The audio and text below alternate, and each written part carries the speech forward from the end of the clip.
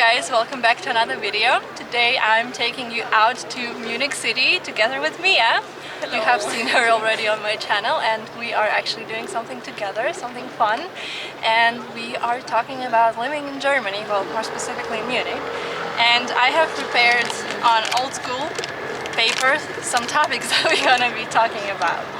And we are starting from actually Munich location Staatsoper Bayern, Bayerische Staatsoper, so like Bavarian State Opera House is like that way, and there you can also see maybe Rolex shop, who knows. Can I say before we move on that it is sunny outside? Yes. Which is a very rare occasion in the German winter, so we are enjoying it. Yeah, very for much. Sure. Alright then, first, quick backstory, why we came here and when we came here. So I came here in summer 2010, so almost 13 years ago, and my main reason was to come here to study in a German university, which I did, yay. And yeah, been living in Munich since then. How about you? I moved in January 2020, in hindsight not the best time, but I moved here because my boyfriend is from Munich and we decided to move in together after a bit of long distance, and here I am. And you are still together. We are still together. All right, and first topic, housing. So how was it when you came here with the housing accommodation, also moving in Munich? I think I had the advantage again because he's from Munich, so the first month actually I lived with him and his roommate, and because we didn't really know where to find an apartment. And then the first apartment we got was through his parents' friends. So again, connections really help. Yeah. And although it was a studio apartment and we knew we didn't want to stay there, but at least we had a place, and then once we moved there we started looking for more places. But actually again it was through a connection that we got our current place.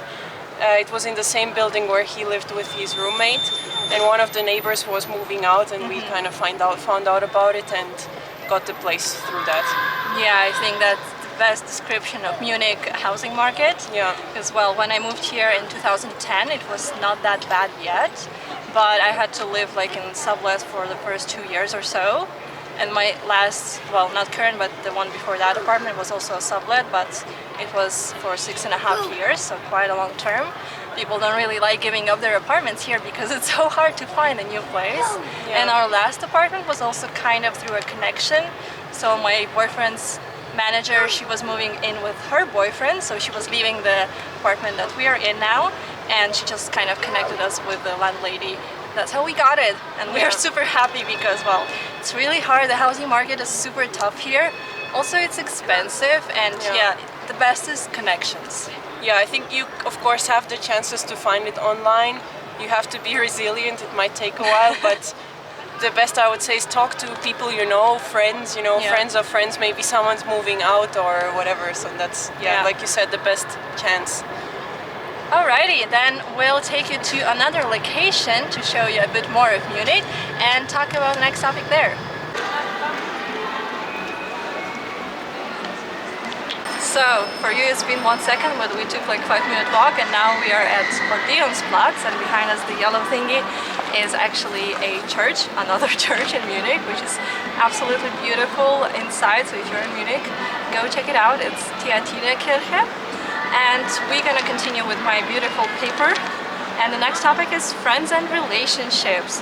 So you already had someone here when you moved, but did it help you like to continue with your friendships, relationships, and build also new? Yes and no. I would say, of course, again, I had him and I was not totally alone. And of course we met a lot of his friends, but at one point you want to have your own group as well, and you don't want to maybe hang out 24/7 together. Yeah. And I found it quite challenging to find my own group of people. Might have been because of the timing that I came in, but I think in general, like everyone that I know that is not from Germany said that it takes maybe a bit longer and it's more difficult. And by coincidence, most of my friends are not Germans, not because I don't like them, but somehow Germans have their own groups and it's really hard to get into them, so foreigners tend to stick together somehow. Yeah, that's true. Yeah, well, for me it was a completely different story. I didn't have anyone, and I was like 18 years old, so I was just coming and starting everything from really fresh, like, slate here. And yeah, also it was 2010, so there was like no Meetup or whatever app because there were no apps yet. But was it easier because you were in university? It was I always thought it would not be at all, for me. because as you mentioned, Germans, they stick to their like own groups, and it was also like in my case, in my course, it was mainly locals, even not just Germans, but Bavarians or Munich people, and some of them, they came to this course together with their like high school besties, so they always just stuck together. Plus, in Germany, at least in Munich Uni, each course you're having with different set of people, so you never meet the same person twice, not like even during the same year. And yeah, that's really hard. So I made just one friend in the uni time, that's a girl from Ukraine, and just also because we connected on the same like topics with her. Apart from that, not really. And then like all the people I met were mostly through workplace, especially actually the place that we met at. Yeah. It's Abercrombie. There used to be an Abercrombie store in Munich, and well, not anymore. 2 years ago it closed. But that was like the main place where I met most of the people I know, most of my also very good friends. But yeah, they're also all But I think internationals. that's because it's like more not so structured, because I worked in more corporate German, and I feel like they really separate work with Yeah. life. Like Yeah. they would be friendly with you at work, but they wouldn't really like hang out with you afterwards. Yeah. So that made it for me also more Yeah. difficult, because I felt like, okay, why cannot we be friends? Yeah. But somehow Yeah. it never happened outside Yeah, of German corporate world is different. It has no feelings. Because Yeah. in my current workplace, we are again internationals, and well, actually we would be hanging out together also after work, but my colleagues mostly live somewhere else because we are a remote first company. So yeah, it's really hard to build relationships in Germany, but just don't give up and yeah, keep trying. You'll find your people. work. Yeah. And with that, we'll keep on moving with my beautiful list. And the next one is, are you feeling homesick? Or have you felt homesick?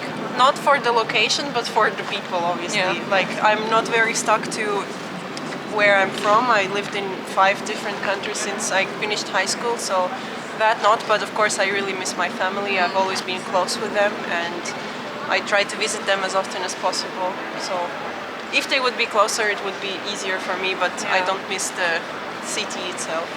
Yeah, same for me. Like, I was really eager to move abroad, so I achieved my goal, and I'm really happy about that. It's just like the first maybe year or two, it was a bit harder because, well, I was just 18 years old, so it was my first experience long term away, but I was still very excited, so I didn't really like cry because I was far away or something. It's just that in the first couple of years I was going home a bit more often, and now I'm totally fine being here. Yeah. And yeah, anyway, now everybody moves all the time nowadays, so it's kind of totally normal that people move away and you kind of, you know, lose connections, or you're just in touch over like internet calls, video calls, etc. Yeah, my family is scattered all throughout the Europe same. anyway. I cannot have like one city that I go and Yeah. I see everyone. It's Exactly. like whether I visit my parents or my whatever Yeah. grand aunts or Yeah. cousins, they are all in different places. So Yeah, it's the same for me. Like, I have family like in probably 5, 6 different countries, like close family members. And yeah, some of them I have not seen like for many, many years, which is not good, but yeah, it's just life. Yeah. It is what it is. Okay, next part about living abroad is transportation. How do you love transportation in Munich? I know you have a lot to say. I love it so much that I bought a car. Yeah. No. I mean, yeah, it's good system. Like, it's really like dense and everything, so you would get around without a car. But there is a big but. Yeah, maybe it depends where you live. I mean, we live in a place where you can only have one train line, so you only have this one possibility and nothing else, and that really complicates things. Yeah. As well, like for me to get to work, I have to switch 2 trains, and it really is so much more complicated Yeah. than taking a car. I mean, at the end, Germany is a car-focused country. I mean, the car industry is very big, and the roads and everything. So after testing out the €9 ticket in the summer, I decided that public transport is not for me, and I got myself a car. Yeah, it's not only complicated change, and then it's like if a train is late, you lose your connection, and Yeah. instead of half an hour trip, you will end up like going for 2 hours. Exactly. And For me, the still worst not was like reaching. unpredictability. Yeah. Like you cannot. There is a schedule, but you cannot really rely on the Yeah. schedule. There's always something happening, whether it's snow, rain, wind, sun. There's always something going on, and Yeah. that for me was just too much. Yeah, so yeah, welcome to real life in Germany. And we'll move on to the next location by feet. Hey, we're again in a new location. We are in Hofgarten. It's right behind Odeonsplatz. And this is this cute little thingy there. Everybody likes to come here, especially in spring, summer, but even today it's sunny day, so a lot of people. You will see also them walking behind us. But in the meantime, let's move on. Bureaucracy. So German bureaucracy. You would think that Germany is a perfectly functioning country, including all the official paperwork and stuff, but it's not. It's completely the opposite. You're touching all the sensitive topics today. I know. Yeah. For me, again, maybe I had a bit of an advantage because I kind of pushed everything to my boyfriend because he's used to it. But to be honest, even for him, like getting the perspective of a new person coming and what he had to do for me, he was really surprised as well, and it opened up his eyes. And as well, I didn't know that it was so complicated, and you really have to go to all the offices and take a lot of time. And I cannot imagine how you can manage that without someone helping you who knows German, because in the beginning I called some offices and I asked if they spoke English, and they were very actually rude, like, no, if you don't speak German, then find someone who helps you, we cannot help you. So, not only it's not digitized, so like digitization in Germany is also like a foreign word, nobody knows it.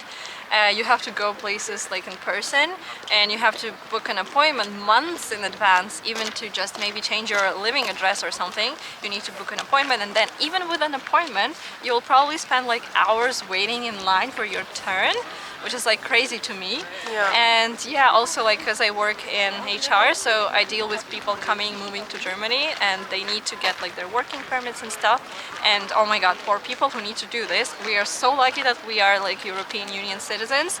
We don't have to go through that, but they have to first of all fill out tons of papers, and then also spend so much time waiting for all the kinds of approvals, then also for the final approvals, always submitting extra papers because there's always something that they have missed. They also lose a lot of paperwork, actually. That is a funny thing. Imagine. I was so mad. I had a communication with the job center, and I sent them like 20 papers filled with information. Weeks went by, then I called them to know what is happening, and they said they never got my papers. And I have to do everything again. I was like, what the hell, how can you lose them? That's life in Munich, and better not to deal with the official places, and bureaucracy is terrible. Next topic is cultural shock, or like cultural differences. Did you experience any when you came here? Can be good or bad. I would say not so much. Culture is not so different from Northern Europe. As we talked, it was just, for me, the biggest shock was how hard it is to make friends and to get like your community, and maybe also finding a job.